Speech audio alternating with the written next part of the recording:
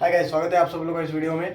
सो जून 26 में क्या आप लोग भी सीएस एग्जीक्यूटिव के या फिर सीएस प्रोफेशनल के एग्जामिनेशन दे रहे हो? उसके लिए एक तरीके से स्ट्रैटेजी क्या होनी चाहिए? आपका फर्स्ट टाइम में आपको फर्स्ट टाइम में क्लियर करना है, तो उसके लिए क्या स्ट्रैटेजी होनी चाहिए? किस तरीके से अपने को ये रहे वाली 50-60 दिनों में अप्रोच करना चाहिए, ताकि जून 26 में अपन लोग इजी तरीके से वहाँ पे एक तरीके से अच्छी तरीके से अपना अटेम्प्ट वहाँ पे अपने ग्रुप्स जो है अपना सीएस एग्जीक्यूटिव बोलो, सीएस प्रोफेशनल बोलो, ये अच्छी तरीके से वहाँ पे क्लियर कर सके, ठीक है ना?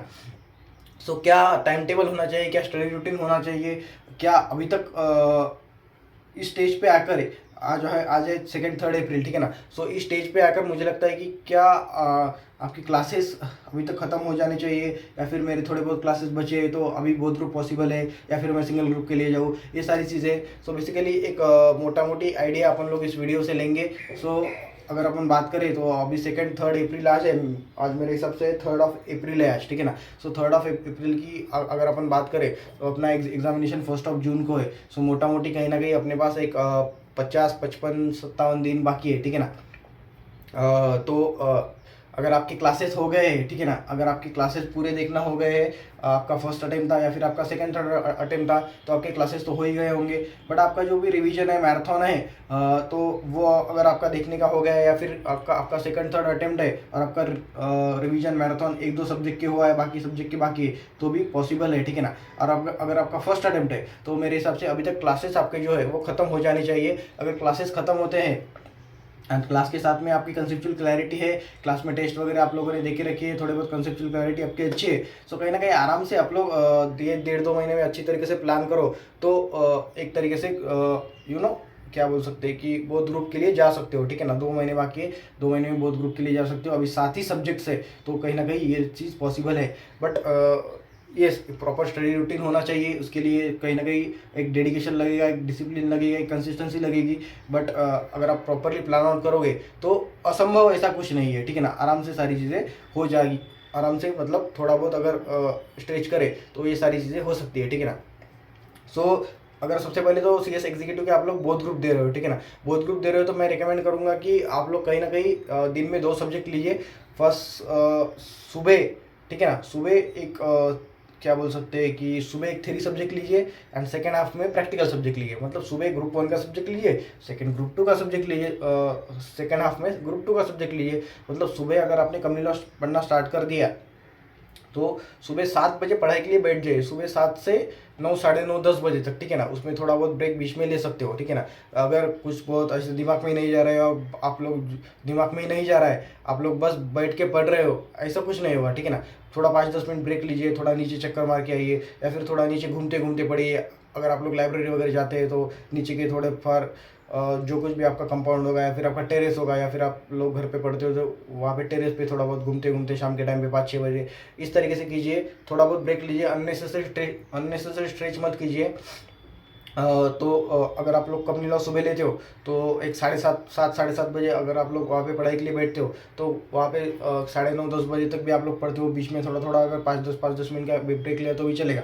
10 बजे तक फर्स्ट सीटिंग आप लोगों की हो जाएगी। एंड देन 10 से 11 अगर आपको कुछ खाना है वगैरह सारी चीज़ें वो आप लोग अच्छी तरीके से कर सकते हो। एंड देन फिर से 10:30-11 बजे अगर आप फिर से बैठो तो 11 से एक तरीके से 12:30 बजे तक बोलो, या फिर 11 से 1 बजे तक बोलो। ये सेकंड आपका स्लॉट रहेगा, उस जिसमें कि आप लोग कम लॉ ही सुबह का सब्जेक्ट थी उसको भी कंटिन्यू करोगे, ठीक है ना? फिर 1 से थोड़ा 10-15 मिनट ब्रेक लिया तो 1:15 से 2-2:30 बजे तक फिर 2-2:30 बजे तक फिर से वही सब्जेक्ट पढ़ने का।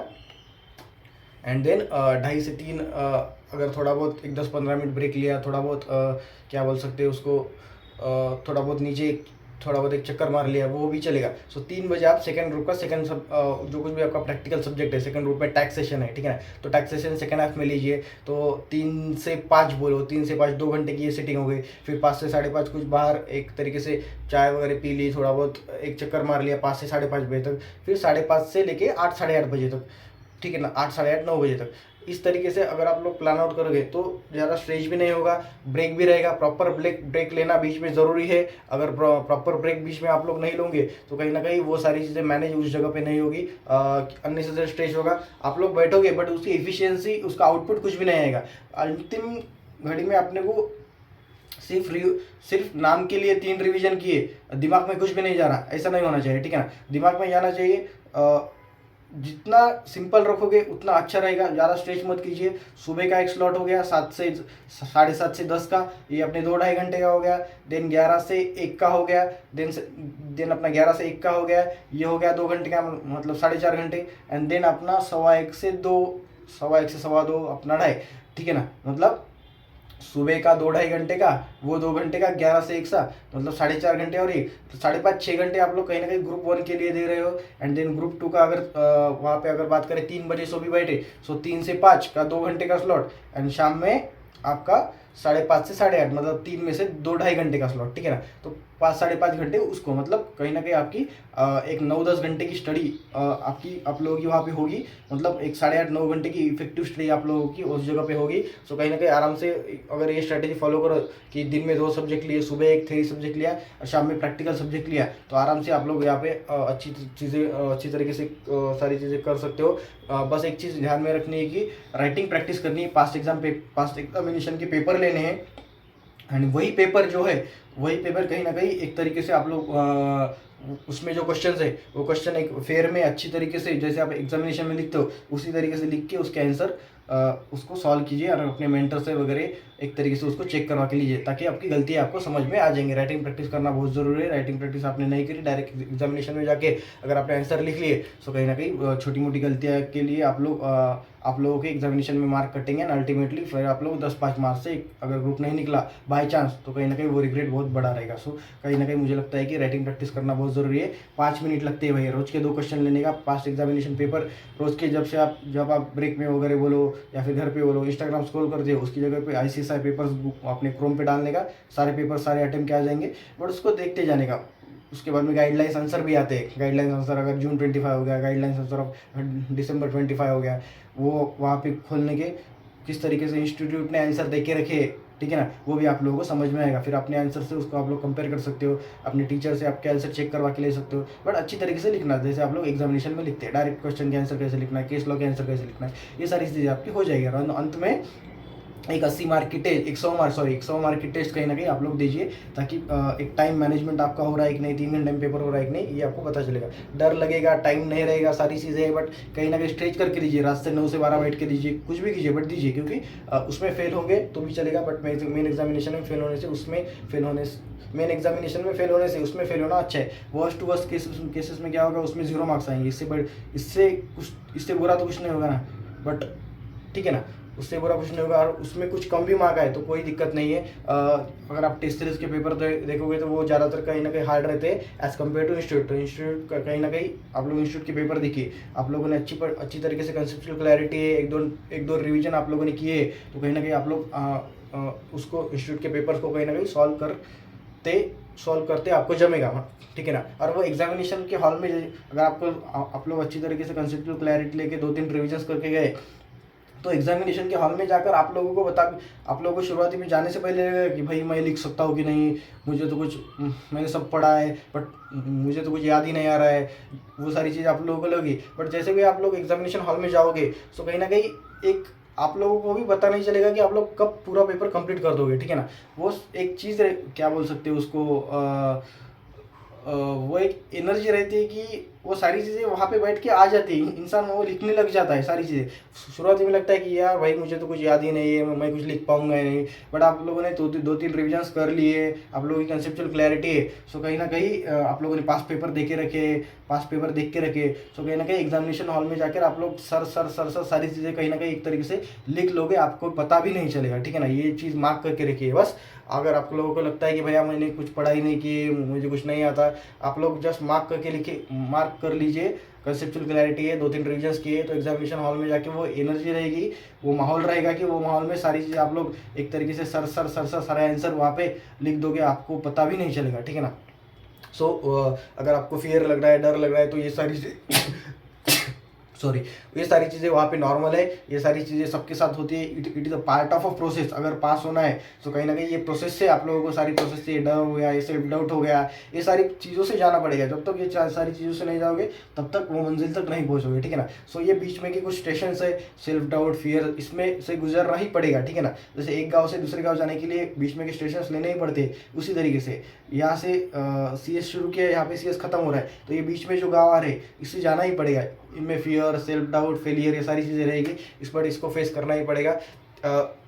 जो कुछ भी बाहर का मोटिवेशन, बाहर के इंस्पिरेशनल वीडियोस आप लोग देखते हो, सो कहीं ना कहीं तो वीडियोस, वो सारी चीज़ें वो यहाँ पे काम आएंगे। बहुत सारे वीडियोस में आप लोग देखोगे कि बहुत सारे बच्चों ने 2-2, 4-4 अटेम्प्ट स्ट्रगल करके वहाँ पे एग्जामिनेशन क्लियर की, एंड जब वो लोग क्लियर हुए तो कहीं ना कहीं एक तरीके से पूरी ज़िंदगी उनकी बदल गई। एंड एक अच्छी तरीके से वह लोग खुद की प्रैक्टिस बोलो या फिर एक खुद का बिजनेस बोलो या फिर जॉब में भी अच्छा अपने ज़िंदगी में वहाँ पे कर रहे हैं। सो कहीं ना कहीं वो मोटिवेशन तब आप लोग काम आएगा जब आप लोग during the preparation period self doubt, fear या फिर फेलियर फेस कर रहे होंगे। तो वो मोटिवेशन जो आप लोगों ने देखा है अपने यूट्यूब पे, किसी वीडियोज़ में, किसी इंटरव्यू में, अपने क्लासेस में, तो वो मोटिवेशन तब काम करेगा कि भैया इस बंदे ने भी, इस बंदे को भी उतना स्ट्रगल हुआ था, इसने भी सेल्फ डाउट, फियर सब फेस किया था, बट जब हुआ तब उसके पास आज सारी चीज़ें एक तरीके से है, एक अच्छी ज़िंदगी उसके पास है, एक अच्छा कोर्स की अच्छी डिग्री उसके पास है, एक रिस्पेक्टेबल डिग्री, एक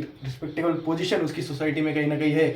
वो सारी चीज़ें कहीं ना कहीं आप लोगों को, जब आप लोगों को खुद पे सेल्फ डाउट होगा, फियर लगेगा, तो वो सारी चीज़ें, वो सारा मोटिवेशन जो आप लोगों ने देखा है, सो कहीं ना कहीं वो तब काम आएगा कि भाई ये चीज़ें तो सबके साथ ही होती है, इसी तरीके से मेरे साथ भी हो रही है, ठीक है ना। सो जब इंसान क्विट करने वाला होता है, अगर तब ये सारी चीज़ें उसके दिमाग में है कि भैया ये सारी चीज़ें सबके साथ होती है, it's a part of process, तो कहीं ना कहीं वो मोटिवेशन जो आप लोगों ने वहाँ पे देखा है, सो कहीं ना कहीं वो सारी चीज़ें वहाँ पे आप लोगों को काम आएंगी। सो मोटिवेशन, किसी के इंटरव्यूज़, किसी के चेक किए हुए पेपर यूट्यूब पे होंगे, वो सारी चीज़ें भी देखते रहिए।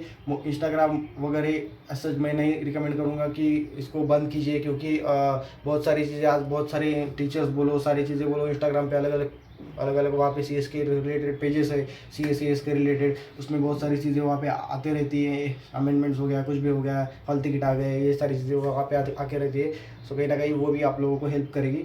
उसको मैं रिकमेंड नहीं करूँगा कि वो आप लोग बंद कीजिए, बट एक डिसिप्लिन के साथ देखिए, ठीक है ना। अगर कुछ ब्रेक है तो ब्रेक के बाद में देखिए, एक चैप्टर पढ़ रहे हो, चैप्टर होने के बाद में 5 मिनट देखिए, इस तरीके से कीजिए। बहुत ग्रुप दे रहे हो तो 2 सब्जेक्ट दिन के लीजिए, सिंगल ग्रुप दे रहे हो तो 1 सब्जेक्ट दिन का लीजिए। मैराथॉन्स, कंसेप्चुअल क्लैरिटी नहीं तो मैराथॉन्स देखिए, मैराथन से कंसेप्चुअल क्लैरिटी लीजिए। देन आपका उस मैराथन से उस पार्ट, अगर कम्युनिटी का पार्ट भी है तो पार्ट भी का मैराथन देखिए, उससे कंसेप्चुअल क्लैरिटी लीजिए। देन उसको मॉड्यूल से पढ़िए या फिर अपने नोट से पढ़िए। नोट से पढ़ते हुए ध्यान में रखिए कि मॉड्यूल का सारा कंटेंट उसमें कवर है, अगर है तो उससे एक बार उससे एक तरीके से पढ़िए। देन पास्ट एग्जाम में उसके ऊपर कुछ क्वेश्चन है तो वो क्वेश्चन सॉल्व कीजिए। ये स्ट्रैटेजी रही कंसेप्चुअल क्लैरिटी मैराथन से। अगर आपके क्लासेस हो गए तो कंसेप्चुअल क्लैरिटी में आज की डेट की अगर बात करें तो कंसेप्चुअल क्लैरिटी मैराथन से उसको नोट से पढ़िए अच्छी तरीके से, एंड देन उसके ऊपर कुछ क्वेश्चन है तो वो वहाँ पे सॉल्व कीजिए, ठीक है ना। और वो क्वेश्चन अच्छी तरीके से फेयर में लिख के अच्छा अपने मेंटर से किसी के साथ में चेक करवा के लीजिए। Past exam paper go through कीजिए, गाइडलाइन आंसर गो थ्रू कीजिए, और एक 100 मार्क्स का टेस्ट वहाँ पे दीजिए। अगर ये स्ट्रैटेजी फॉलो की तो कहीं ना कहीं मुझे लगता है कि एक पासिंग के चांसेस आपके बहुत सारे हद तक 99% तक कहीं ना कहीं बढ़ जाएंगे, ठीक है ना। सो यही सारी चीज़ें, कुछ भी डाउट्स है तो just comment me, just follow me, just share this video with your friends, CACS friends. ऐसे ही सारे वीडियोस के लिए फॉलो कीजिए CACS विथ विनीत _2026 या फिर विनीत_2953, CACS विथ विनीत _2026 या फिर विनीत _2953 इस इंस्टाग्राम पेज पे ऊपर मुझे DM कीजिए। मैं डेफिनेटली आप लोगों को क्वेरी रिजॉल्व करूँगा। कुछ भी वीडियोस आप लोगों को और चाहिए तो मुझे बताइए, मैं उसके ऊपर भी वीडियो बनाऊँगा। कुछ भी आप लोगों को डाउट्स है यहाँ पे कमेंट कीजिए मेरे इंस्टाग्राम पेज पे, या फिर मुझे DM कीजिए, मैं डेफिनेटली आपको रिप्लाई करूँगा। Share this video with your maximum friends who are giving the examination of CS AT, CS Executive, CS Professional in December. So I will guide them, I will guide you definitely, whatever I can do for you I will do for you, ठीक है ना। So thank you so much guys, bye bye.